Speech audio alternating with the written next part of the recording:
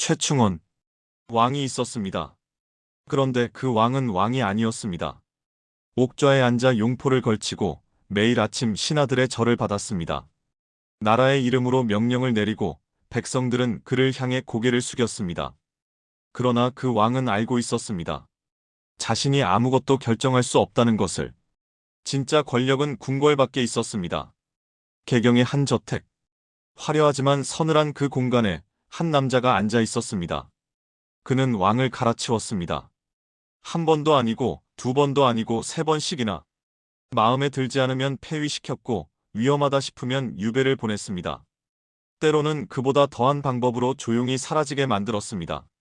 그리고 아무도 단 한 사람도 그를 막지 못했습니다. 그의 이름은 최충원. 고려 500년 역사 중 가장 오래, 가장 강하게 권력을 쥔 남자. 왕이 아니면서 왕보다 강했고 신하이면서 왕을 부리는 자리에 있었습니다. 그런데 이 남자, 처음부터 이런 사람이 아니었습니다. 명문가 출신도 아니었고 태어날 때부터 권력이 주어진 것도 아니었습니다. 그는 그냥 변방의 작은 무관 집안에서 태어난 평범한 아들이었습니다. 그렇다면 어떻게 이 남자가 왕 위에 군림하는 자리까지 올라갔을까요? 어떤 선택이 그를 그 자리로 이끌었을까요? 그리고 가장 중요한 질문. 그는 나라를 구한 영웅이었을까요? 아니면 나라를 삼킨 괴물이었을까요?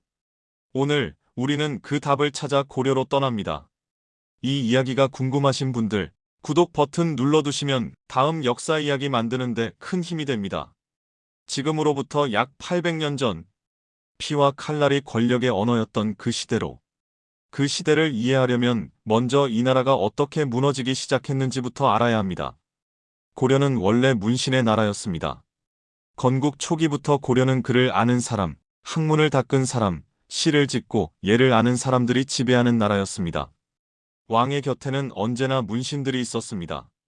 나라의 법을 만드는 것도, 세금을 걷는 것도, 외교를 담당하는 것도 모두 문신의 몫이었습니다.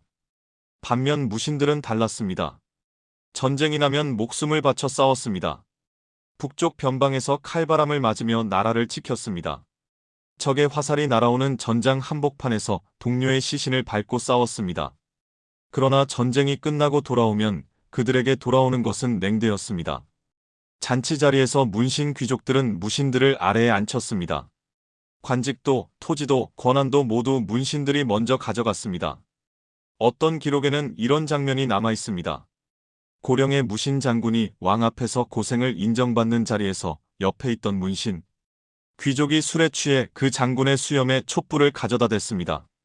수염에 불이 붙었습니다. 장군은 분노했습니다. 그러나 오히려 그 자리에서 망신을 당하고 쫓겨났습니다. 문신이 무신을 조롱한 것이 아무 문제가 되지 않았습니다. 이것이 12세기 고려의 현실이었습니다. 칼보다 붓이 강한 나라. 전쟁터보다 연회장이 더 중요한 나라.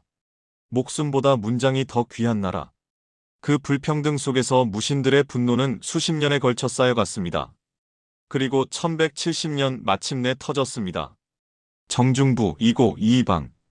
이세무신 장군이 칼을 뽑아 들었습니다.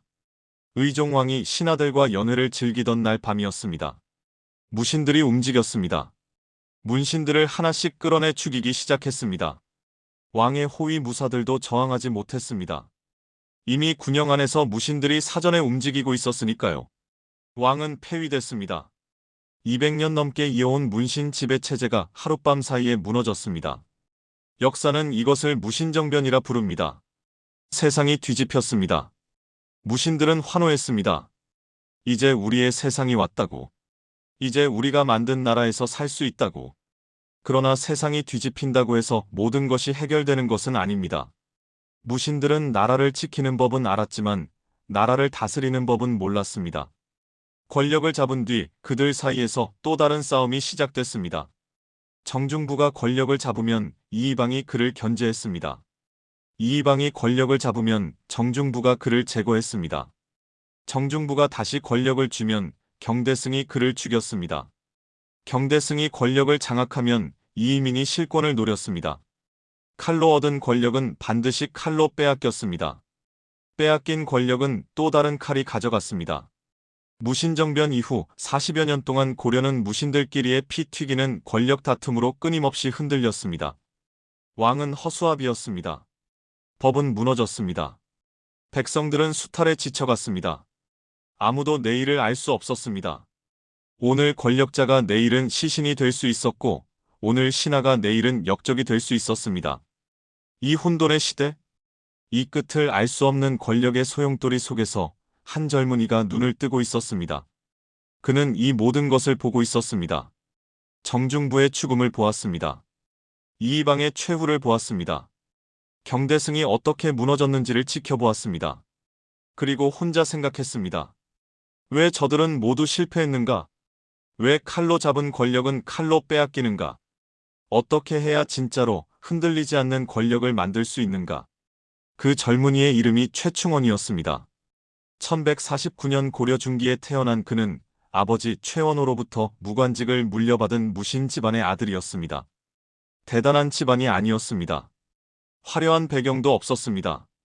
그러나 최충원에게는 남다른 것이 있었습니다. 그는 생각하는 무신이었습니다. 보통의 무신들이 칼을 갈며 힘을 키울 때 최충원은 역사를 읽었습니다. 왜 어떤 자는 권력을 유지하고 어떤 자는 허무하게 쓰러지는지를 분석했습니다. 사람의 마음을 읽고 권력의 흐름을 읽고 때가 언제인지를 기다렸습니다. 그는 조급해하지 않았습니다. 무신정변이 일어난 1170년 최충원은 21살이었습니다. 세상이 뒤집히는 것을 두 눈으로 보면서도 그는 앞으로 나서지 않았습니다. 이민이 권력을 잡고 나라를 제 것처럼 여기던 시절에도 그는 묵묵히 자신의 자리에서 실력을 쌓았습니다. 관직을 얻고 신뢰할 수 있는 사람들을 모으고 때를 기다렸습니다. 그 기다림이 무려 20년이 넘게 이어졌습니다. 보통 사람이라면 지쳤을 것입니다. 포기했을 것입니다. 그러나 최충원은 달랐습니다. 그는 알고 있었습니다. 권력은 서두르는 자의 것이 아니라는 것을. 권력은 준비된 자, 때를 아는 자, 명분을 가진 자의 것이라는 것을. 그리고 1196년 최충원의 나이 47. 드디어 그때가 왔습니다. 당시 고려의 실권자는 이의민이었습니다. 이의민은 노비 출신이었습니다. 천민 중에서도 가장 낮은 신분으로 태어나 오직 힘 하나로 최고 권력자의 자리까지 올라간 인물입니다. 그 자체로는 놀라운 이야기입니다. 그러나 권력을 잡은 이의민은 변했습니다. 탐욕스러워졌습니다. 잔인해졌습니다. 오만해졌습니다. 백성들의 토지를 빼앗고 세금을 착취하고 자신에게 반대하는 자는 가차없이 죽였습니다. 그의 아들들도 마찬가지였습니다. 길거리에서 행패를 부리고 양민을 해치고 아무도 막을 수 없었습니다. 민심은 이미 이의민에게서 돌아서 있었습니다. 최충원은 그 틈을 보았습니다. 이의민을 제거하면 민심이 자신에게 쏠릴 것이었습니다. 명분이 있었습니다. 나라를 바로잡겠다는 명분. 백성을 위한다는 명분. 그는 동생 최충수를 불렀습니다. 형제는 밤새 이야기를 나눴습니다. 이의민의 동선을 분석하고 경호 상황을 파악하고 움직일 날을 골랐습니다. 실패하면 죽음이었습니다. 성공하면 고려 전체가 그들의 것이 됩니다. 봄이 무르익은 어느 날 새벽, 최충원과 최충수는 움직였습니다. 이의민이 별장에서 머무는 날을 택했습니다. 경호가 느슨한 날, 아무도 예상하지 못한 날, 그 새벽 칼날이 이의민의 목 앞에 섰습니다. 40년이 넘는 무신들의 권력 난립, 그 혼돈의 역사가 이 순간 끝났습니다. 아니, 정확히 말하면 새로운 시대가 시작됐습니다. 최충원의 시대? 그러나 최충원의 진짜 싸움은 이제부터였습니다. 이의민을 제거하는 것은 시작에 불과했습니다. 그는 이제 세상에 증명해야 했습니다. 자신이 단순한 쿠데타 군인이 아니라는 것을, 나라를 진짜로 바꿀 수 있는 사람이라는 것을. 그래서 그가 이의민을 제거한 직후 가장 먼저 한 행동이 있습니다. 그것은 칼을 다시 뽑는 것이 아니었습니다. 그는 붓을 들었습니다. 왕에게 상소를 올렸습니다. 봉사 10조, 10가지 개혁안, 나라의 부패한 구조를 조목조목 짚고 해결 방안을 제시한 문서였습니다. 불합리한 세금 제도를 바로잡겠다고 했습니다. 부패한 관리를 척결하겠다고 했습니다. 무너진 법 질서를 다시 세우겠다고 했습니다. 그것은 단순한 상소가 아니었습니다. 그것은 선언이었습니다. 나는 단순한 반란자가 아니다. 나는 이 나라를 고치려는 사람이다. 칼을 든 남자에게서 개혁의 언어가 나왔습니다. 사람들은 놀랐습니다. 일부는 감탄했습니다. 일부는 두려워했습니다. 그리고 일부는 의심했습니다. 이 남자가 진짜로 나라를 바꾸려는 것인지, 아니면 명분을 이용해 더 완벽한 독재를 준비하는 것인지. 그 의심은 틀리지 않았습니다. 최충원이 봉사 10조를 올린 지 얼마 지나지 않아 그는 왕을 폐위시킵니다. 그것도 한 번이 아니라 무려 3번이나. 과연 그는 개혁가였을까요? 아니면 더 정교한 방식으로 권력을 설계한 냉혹한 지배자였을까요? 최충원이 이의민을 제거한 소식은 개경 전체에 빠르게 퍼졌습니다. 사람들은 수군거렸습니다. 또 바뀌었다고. 또 새로운 권력자가 나왔다고. 이미 수십 년 동안 권력자가 바뀌는 것을 반복해서 목격한 백성들은 이번에도 그러려니 했습니다. 곧 또 누군가가 이 남자를 제거할 것이라고. 또 피가 흐르고 또 새로운 이름이 등장할 것이라고. 그러나 이번에는 달랐습니다. 최충원은 달랐습니다. 그는 권력을 잡자마자 가장 먼저 한 일이 적을 제거하는 것이 아니었습니다. 사람을 모으는 것이었습니다. 그는 개경에서 신뢰받는 문신들을 찾아갔습니다. 무신이면서 문신들에게 먼저 손을 내민 것입니다. 이것은 당시로서는 매우 이례적인 행동이었습니다. 무신정변 이후 무신과 문신은 서로를 적으로 여겼습니다. 무신들은 문신을 탄압했고 문신들은 무신을 두려워했습니다. 그런데 최충원이 문신들에게 다가갔습니다. 나라를 다스리려면 그를 아는 사람이 필요하다고 했습니다. 행정을 운영하려면 학문을 아는 사람이 필요하다고 했습니다. 그것은 실용적인 판단이었습니다. 최충원은 알고 있었습니다. 칼만으로는 나라를 다스릴 수 없다는 것을. 그래서 그는 무신의 칼 위에 문신의 붓을 올렸습니다. 그 구조가 바로 최충원 권력의 핵심이었습니다. 힘과 명분을 동시에 가진 자. 그것이 그가 설계한 권력의 형태였습니다. 그러나 권력을 안정시키는 과정은 결코 순탄하지 않았습니다. 이의민을 제거했다고 해서 모든 적이 사라진 것은 아니었습니다. 오히려 최충원이 권력을 잡자 사방에서 도전자들이 나타나기 시작했습니다. 이의민의 잔당들이 움직였습니다. 최충원에게 불만을 품은 무신들이 세력을 모았습니다. 왕실 측에서도 이 새로운 권력자를 견제하려는 움직임이 있었습니다. 그리고 그 중심에 왕이 있었습니다. 당시 고려의 왕은 명종이었습니다. 명종은 무신정변 이후 무신들에 의해 왕위에 오른 인물입니다. 스스로 권력을 가진 왕이 아니었습니다. 무신들의 눈치를 보며 그들이 허락하는 범위 안에서만 왕 노릇을 했습니다. 최충원이 권력을 잡은 뒤 명종은 처음에는 그를 인정하는 척했습니다. 하지만 왕이라는 자리는 아무리 허수아비라도 자존심이 있었습니다. 명종의 주변에는 최충원을 제거하려는 사람들이 모여들었습니다. 왕실과 연결된 귀족들, 최충원에게 밀려난 무신들, 그리고 오래된 권력의 잔재들. 그들은 조용히 세력을 모았습니다. 그리고 최충원을 없애려는 음모를 꾸몄습니다. 그러나 최충원은 이미 알고 있었습니다. 그의 정보망은 생각보다 훨씬 넓었습니다. 그는 개경 곳곳에 눈과 귀를 심어두었습니다. 누가 누구를 만나는지, 어떤 이야기가 오가는지, 어디서 불만의 목소리가 나오는지를 모두 파악하고 있었습니다. 음모가 완성되기 전에 최충원이 먼저 움직였습니다. 관련자들을 체포했습니다. 일부는 처형됐습니다. 일부는 유배를 떠났습니다. 그리고 최충원은 왕에게 말했습니다. 이 모든 혼란의 책임은 왕에게 있다고. 명종은 충격을 받았습니다. 자신이 음모에 직접 가담한 것은 아니었습니다. 그러나 최충원의 눈에는 그것이 중요하지 않았습니다. 왕이 자신의 권력을 위협하는 세력의 중심이 되어 있다는 것. 그것만으로 충분했습니다. 1197년 최충원은 명종을 폐위시켰습니다. 왕을 바꾼 것입니다. 신하가 왕을 갈아치운 것입니다. 이것은 고려 역사에서 전례가 없는 일은 아니었습니다. 무신정변 이후 왕이 교체되는 일은 이미 있었습니다. 그러나 최충원의 방식은 달랐습니다. 그는 왕을 폐위시키면서 동시에 새 왕을 세웠습니다. 신종이었습니다. 신종은 왕족 중에서 최충원이 직접 고른 인물이었습니다. 이 사람이 왕이 되어야 한다고 최충원이 결정하면 그 사람이 왕이 됐습니다. 왕을 만드는 사람. 그것이 이제 최충원의 또 다른 이름이 됐습니다.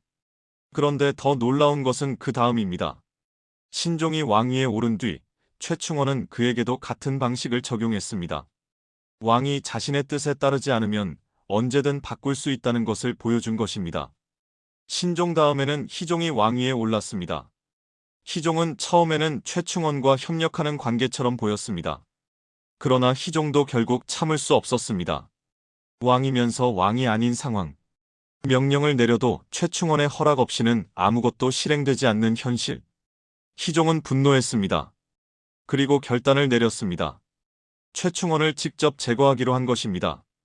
1204년의 일입니다. 희종은 측근들과 함께 계획을 세웠습니다. 최충원이 궁궐에 들어오는 날을 택했습니다. 그 자리에서 처치하기로 했습니다. 거사 당일 최충원이 궁궐로 들어섰습니다. 분위기가 이상했습니다. 평소와 달리 궁궐 안이 너무 조용했습니다. 시선들이 어색했습니다. 공기가 달랐습니다. 최충원은 직감했습니다. 함정이다. 그는 즉시 발걸음을 멈췄습니다. 그리고 뒤로 물러섰습니다. 궁궐 밖으로 나오자마자 그의 호위 병력이 즉각 전투 태세를 갖췄습니다. 희종의 계획은 실행되기도 전에 들켰습니다. 최충원은 그 자리에서 반격에 나섰습니다. 궁궐을 포위했습니다. 그리고 왕에게 전가를 보냈습니다. 더 이상 왕위에 있을 자격이 없다고. 희종은 폐위됐습니다. 왕이 신하를 죽이려 했지만 오히려 왕이 쫓겨난 것입니다. 이 사건은 고려 전체에 충격을 줬습니다. 왕조차 최충원을 건드릴 수 없다는 것이 명백해진 순간이었습니다. 이후 최충원은 강종을 새 왕으로 세웠습니다. 세 번째 왕 교체였습니다. 명종에서 신종으로, 신종에서 희종으로, 희종에서 강종으로. 최충원은 세 번의 왕을 직접 갈아치웠습니다. 그 어떤 신하도, 그 어떤 귀족도, 그 어떤 장군도 하지 못한 일이었습니다. 그런데 최충원은 여기서 멈추지 않았습니다. 그는 권력을 더욱 정교하게 만들어갔습니다. 1209년 그는 교정도감을 설치했습니다. 교정도감은 원래 나라의 기강을 바로잡는다는 명목으로 만들어진 기구였습니다. 그러나 실제로는 최충원이 나라의 모든 것을 직접 통제하는 기관이었습니다. 인사권을 장악했습니다. 관리들의 임명과 파직을 최충원이 결정했습니다. 군사권을 장악했습니다. 병력의 이동과 배치가 최충원의 손안에 있었습니다. 사법권을 장악했습니다. 죄인의 처벌과 사면이 모두 최충원의 판단에 달렸습니다. 왕이 할 수 있는 모든 것을 최충원이 대신했습니다. 왕은 형식이었고 최충원이 실체였습니다. 그리고 이 교정도감이라는 시스템은 최충원 이후에도 그의 아들 최우에게 이어지고 최우에서 최양으로, 최양에서 최희로 이어졌습니다. 최충원 한 사람의 권력이 아니라 최씨 가문 전체로 이어지는 세습 독재의 시스템이 만들어진 것입니다. 역사는 이것을 최씨 무신정권이라 부릅니다. 1196년부터 1258년까지 무려 60년 동안 이어진 최씨 가문의 지배. 그 모든 것의 설계자가 최충원이었습니다. 그러나 권력이 커질수록 그것을 지키기 위한 대가도 커졌습니다. 최충원은 자신의 권력을 위협하는 모든 것을 제거해야 했습니다. 왕도 예외가 아니었고 형제도 예외가 아니었습니다. 동생 최충수. 함께 이의민을 제거했던 그 동생. 최충원의 권력이 굳어지자 두 형제 사이에 균열이 생겼습니다. 최충수는 형과 함께 나라를 나눠 다스리기를 원했습니다. 그러나 최충원의 생각은 달랐습니다. 권력은 나눌 수 없다. 최충원은 동생 최충수를 제거했습니다. 함께 칼을 들고 거사를 일으켰던 동생을, 피를 나눈 형제를. 이 순간이 최충원이라는 인물의 본질을 가장 선명하게 드러냅니다. 그는 권력 앞에서 형제도 없었습니다. 그것이 그를 고려 최강의 권력자로 만든 이유이기도 했고 그를 역사 속 가장 냉혹한 인물 중 하나로 만든 이유이기도 했습니다. 왕을 3번 바꾼 남자. 동생도 제거한 남자. 나라의 모든 권력을 혼자 장악한 남자. 최충원은 이제 고려에서 건드릴 수 없는 존재가 됐습니다. 그러나 역사는 언제나 말합니다. 아무리 강한 권력도, 아무리 정교한 시스템도 반드시 균열이 생기는 순간이 온다고. 최충원의 권력에도 그 균열의 순간이 찾아옵니다. 밖에서가 아니었습니다. 가장 가까운 곳에서 가장 예상하지 못한 방향에서 균열이 생겼습니다. 최충원의 권력은 완벽해 보였습니다. 왕을 바꾸고 동생을 제거하고 교정도감으로 나라의 모든 것을 장악했습니다. 개경에서 그의 이름을 모르는 사람이 없었고 그의 뜻을 거스르는 사람은 살아남지 못했습니다. 그러나 역사는 언제나 그런 순간에 경고를 보냅니다. 가장 높은 곳에 오른 자에게 가장 거센 바람이 불어온다고. 최충원을 향한 균열은 위에서부터 온 것이 아니었습니다. 아래에서 왔습니다. 가장 낮은 곳에서 가장 오래 짓밟혀온 사람들로부터 왔습니다. 때는 1198년. 최충원이 이의민을 제거하고 권력을 잡은 지 불과 2년이 지난 때였습니다. 개경의 어느 골목에서 한 남자가 조용히 사람들을 모으고 있었습니다. 그의 이름은 만적이었습니다. 만적은 노비였습니다. 최충원의 집에서 일하는 산노비. 나라에서 가장 낮은 신분. 아무런 권리도 아무런 자유도 없는 사람. 그러나 그 만적이 품은 생각은 누구보다 크고 뜨거웠습니다. 그는 동료 노비들을 불러 모았습니다. 그리고 말했습니다. 왕후장상의 씨가 따로 있겠느냐? 때가 되면 누구든 높은 자리에 오를 수 있다. 우리가 왜 평생 남의 종으로 살아야 하는가? 우리도 사람이다. 그 말이 개경의 노비들 사이에서 들불처럼 퍼져나갔습니다. 수백 명의 노비들이 몰래 모였습니다. 계획을 세웠습니다. 일제히 봉기에서 주인들을 제거하고 노비 문서를 불태우고 신분의 사슬을 끊어내겠다고 했습니다. 그것은 단순한 반란이 아니었습니다. 800년 전 고려에서 일어난 신분 해방 운동이었습니다. 세상을 바꾸려는 외침이었습니다. 그러나 거사는 실행되지 못했습니다. 내부에서 밀고자가 나왔습니다. 계획이 탄로났습니다. 만적과 그의 동료들은 체포됐습니다. 그리고 강에 던져졌습니다. 개경을 흐르는 강물 속으로. 만적은 그렇게 사라졌습니다. 그러나 그의 이름은 역사에 남았습니다. 왕후장상의 씨가 따로 있겠느냐? 이 한마디가 800년이 지난 지금도 살아있는 것은 그것이 진심이었기 때문입니다. 짓밟힌 사람들의 진심. 그 진심은 강물에 빠져도 사라지지 않았습니다. 최충원은 만적의 봉기를 진압했습니다. 그러나 이것은 끝이 아니었습니다. 시작이었습니다. 만적의 봉기가 있은 뒤에도 고려 곳곳에서 저항의 불씨가 꺼지지 않았습니다. 최충원의 권력이 강해질수록 그 아래 짓눌린 사람들의 분노도 함께 커졌습니다. 지방에서 밀란이 일어났습니다. 경상도에서, 전라도에서, 북쪽 변방에서 세금을 감당하지 못한 백성들이 들고 일어났습니다. 탐욕스러운 지방 관리들을 몰아내려는 농민들이 봉기했습니다. 고려 전체가 들끓었습니다. 그 중에서도 가장 강력한 저항이 두 곳에서 일어났습니다. 하나는 서경, 지금의 평양 지역이었습니다. 서경은 고려 건국 초기부터 북방의 중심 도시였습니다. 이곳의 지방 세력과 무신들이 최충원의 중앙 권력에 반기를 들었습니다. 우리는 개경의 명령을 따를 수 없다고 했습니다. 최충원은 즉각 군대를 보냈습니다. 전투가 벌어졌습니다. 최충원의 군대는 강했습니다. 서경의 반란은 진압됐습니다. 그러나 또 다른 저항이 기다리고 있었습니다. 이번에는 더 가까운 곳에서였습니다. 최충원의 권력에 반발한 것은 외부의 적만이 아니었습니다. 내부에서도 균열이 생겼습니다. 최충원을 보좌하던 측근들 사이에서 불만이 쌓여갔습니다. 공을 세웠지만 충분한 보상을 받지 못한 자들. 최충원이 자신들보다 다른 사람을 더 신뢰한다고 느낀 자들.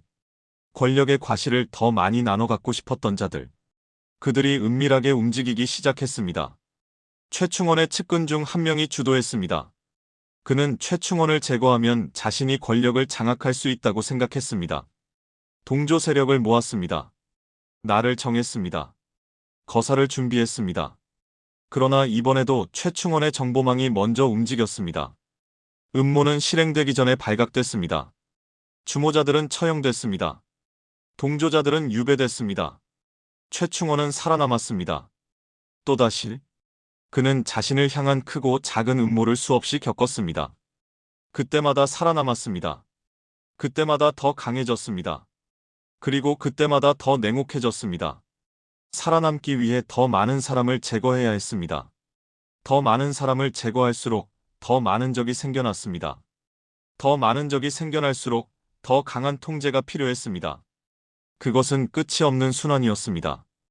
권력을 지키기 위한 폭력이 더 많은 저항을 낳고 그 저항을 진압하기 위해 또 다른 폭력이 필요한 구조. 최충원은 그 구조 안에 갇혀 있었습니다. 아니, 그 구조를 스스로 만들었습니다. 그리고 그 구조 속에서 점점 더 깊이 들어갔습니다. 이 무렵 최충원의 사생활도 권력만큼이나 화려했습니다. 그의 저택은 궁궐과 다를 바 없었습니다. 기둥마다 비단이 걸렸고 연못에는 진귀한 물고기가 헤엄쳤습니다. 사방에서 음악이 흘렀고 밤마다 연회가 열렸습니다. 수백 명의 시녀와 하인들이 그를 모셨습니다. 최충원의 집을 방문한 사람들은 이것이 왕의 궁궐인지 신하의 저택인지 구분하기 어려웠다고 합니다.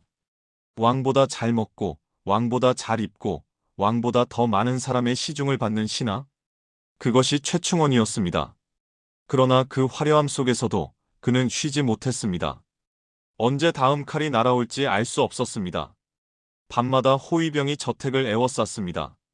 식사는 반드시 사람을 시켜 먼저 맛을 보게 했습니다. 만나는 사람마다 의심했습니다. 그것이 절대 권력자의 삶이었습니다.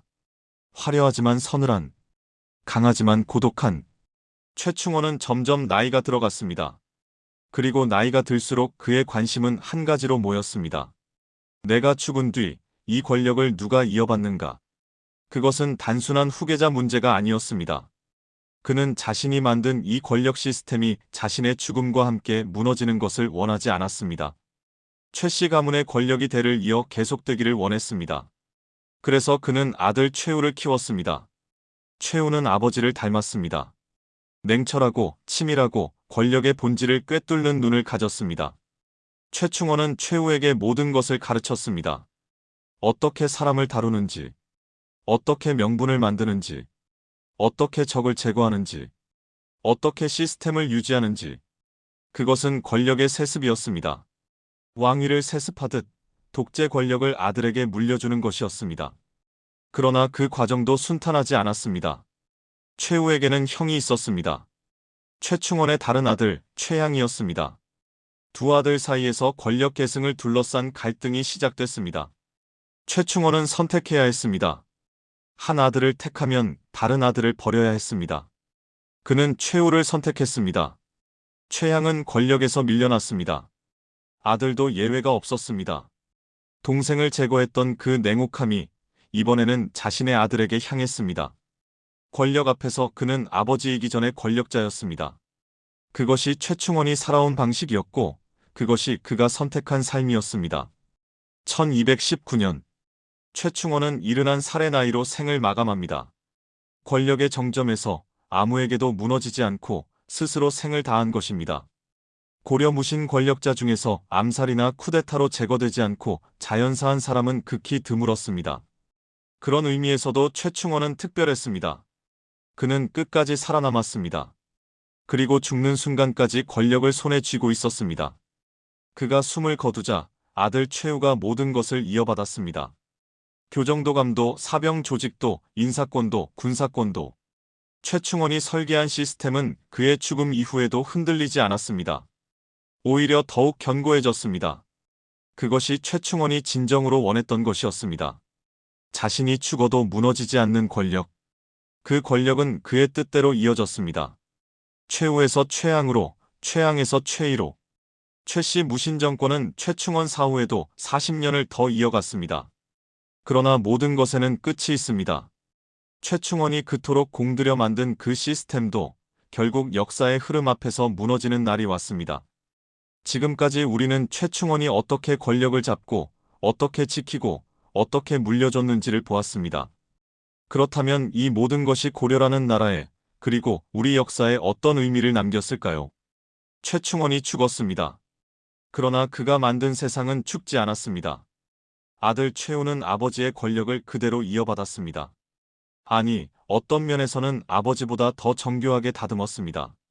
최우는 정방을 만들었습니다. 모든 관리의 인사를 자신의 집에서 직접 결정하는 기구였습니다. 왕의 궁궐이 아니라 최씨 가문의 저택에서 나라의 인사가 결정됐습니다. 관직을 원하는 사람은 왕에게 가지 않았습니다. 최씨 가문의 문을 두드렸습니다. 그것이 고려의 현실이었습니다. 최충원이 설계한 권력 구조가 아들의 손에서 더욱 완성된 것입니다. 그러나 역사의 바람은 예고 없이 방향을 바꿉니다. 최씨 무신 정권이 가장 강력하게 자리를 굳히던 그 시절, 북쪽 초원에서 거대한 폭풍이 몰려오고 있었습니다. 몽골이었습니다.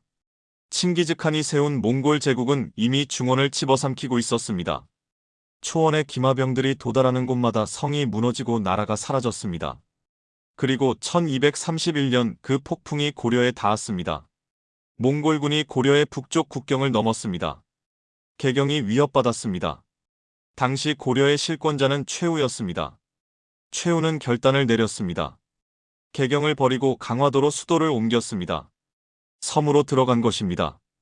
이것은 전략이었습니다. 몽골군은 기마병 중심의 군대였습니다. 말을 타고 육지를 달리는 것에는 천하무적이었지만 바다를 건너는 것에는 약했습니다. 강화도는 육지에서 불과 수 킬로미터 떨어진 섬이었지만 몽골군에게는 건너기 어려운 장벽이었습니다. 최씨 정권은 강화도에서 살아남았습니다. 그러나 육지의 백성들은 달랐습니다. 몽골군이 한반도를 휩쓸었습니다. 마을이 불탔습니다. 논밭이 짓밟혔습니다. 사람들이 끌려갔습니다. 강화도 안에서 최씨 가문은 여전히 연회를 열었습니다. 비단옷을 입고 진수성찬을 먹고 권력의 단꿈을 이어갔습니다. 육지에서 백성들이 죽어가는 동안 그것이 최씨 무신 정권의 민낯이었습니다. 권력을 지키는 것이 나라를 지키는 것보다 앞섰습니다. 백성의 목숨보다 자신들의 안위가 먼저였습니다. 최충원이 처음 봉사 10조를 올렸을 때 외쳤던 그 말, 나라를 바로잡겠다는 그 선언. 그것이 얼마나 공허한 것이었는지가 이 순간 드러났습니다. 아니, 어쩌면 처음부터 공허했는지도 모릅니다. 몽골과의 전쟁은 30년 가까이 이어졌습니다. 그 긴 세월 동안 고려의 백성들은 전쟁의 고통을 온몸으로 받아냈습니다. 그리고 그 세월 속에서 최씨 무신 정권도 서서히 흔들리기 시작했습니다. 최우가 죽고 최항이 권력을 이어받았습니다. 최항이 죽고 최이가 그 자리에 올랐습니다. 그러나 최이는 아버지도 할아버지도 증조할아버지도 아니었습니다. 최충원의 냉철함도 최우의 치밀함도 갖추지 못했습니다. 권력은 있었지만 그것을 유지할 능력이 부족했습니다. 1258년 최이를 따르던 무신들이 반기를 들었습니다.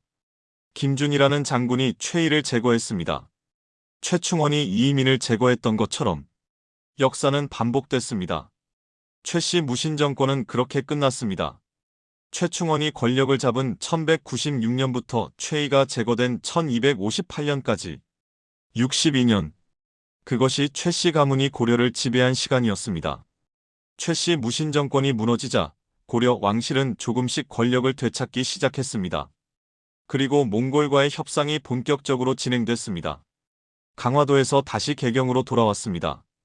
그러나 그 고려는 최충원 이전의 고려가 아니었습니다. 60년의 무신 지배, 30년에 가까운 몽골과의 전쟁, 나라의 뼈대가 흔들렸습니다. 백성들은 지쳤습니다. 땅은 황폐해졌습니다. 고려는 그 상처를 오래도록 안고 가야 했습니다. 그렇다면 우리는 최충원을 어떻게 평가해야 할까요? 역사가들은 오랫동안 이 질문 앞에서 쉽게 답을 내리지 못했습니다. 그것은 그가 단순한 악인이 아니었기 때문입니다.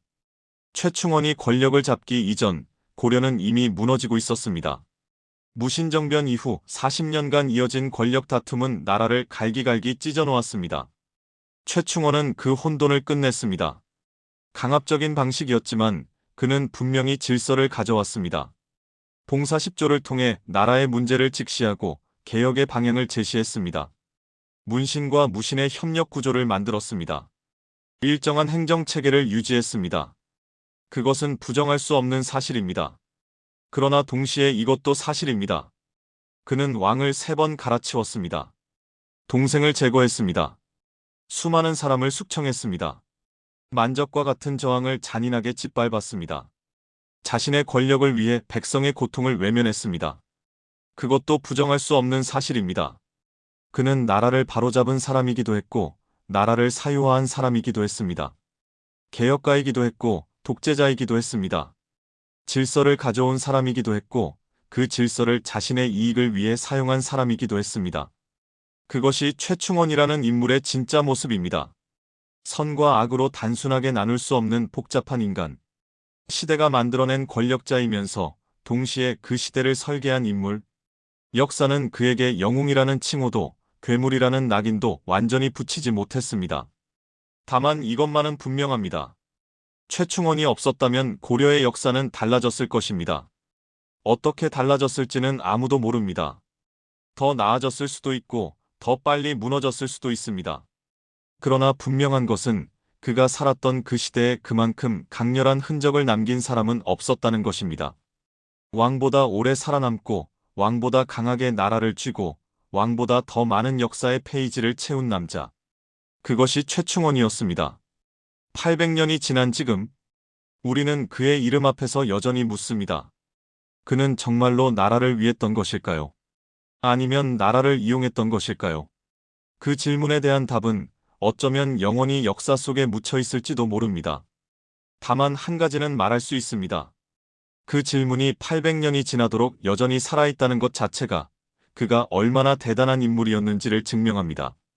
역사는 평범한 사람을 기억하지 않습니다. 역사는 세상을 바꾼 사람을 좋은 방향이든 나쁜 방향이든 끝까지 기억합니다.